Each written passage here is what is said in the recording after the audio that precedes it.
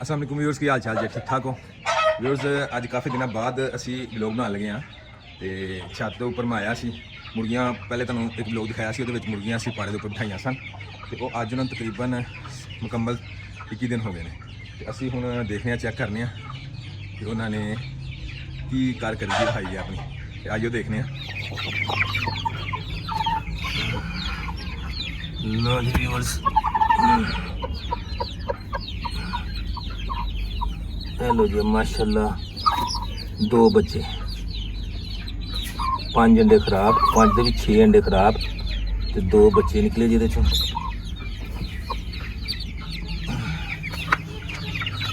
इधर आओगे तो यह हरे बैठी है, ये 3-4 दिन बाद जो ना वो टाइम का पूरा होना। तो अंडे ये भी थोड़े नीचे नज़र आते हैं, मैनू नहीं लगता है ये भी जी मुकम्मल अंडे अंडे के बच्चे निकलने दे।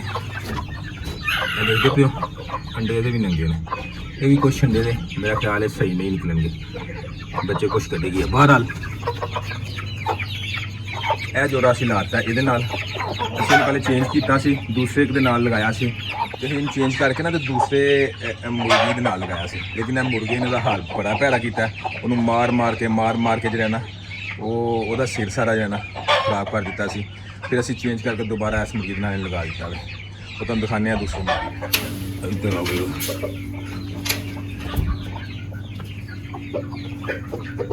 ये देखो, यह मुर्गी देख रहे जी, एदा सिर का की हाल किया मैं। असं उन्हें फिर सैपरेट ना यह मुर्गे ने लगाता है। यह मुर्गा जो है बहुत अच्छा है, वो कुछ नहीं करना इन्हें। दूसरी तरफ जाइए तो यह मुर्गियां कि आराम में बैठी ने।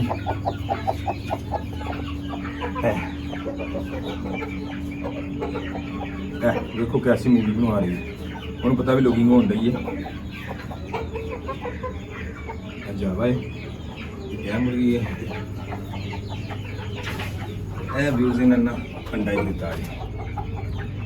व्यूज अंडा असीं अंदरों फर लिया, इनू रखने साइड ते। तो मुर्गियां सारियां पानी का दाना वगैरह डालना सी, उहदे वास्ते छत आए सी, उन्होंने पानी का दाना डाली। एक यह वाला चूजा जे, इनू असीं सारिਆਂ ਨੂੰ ਵੱਖਰਾ ही रखिया कल्ला ही। मैं तुहानूं दिखाना वा, यह देखो इनू चूजियां ने मारिया सी, ये सिर के उपर सारे निशान इनके खत्म हो गया सी। तो हुण आस्ता आस्ता उपर मास वगैरह आन डे,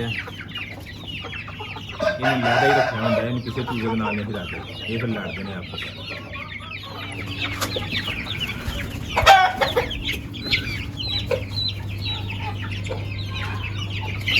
देखा जी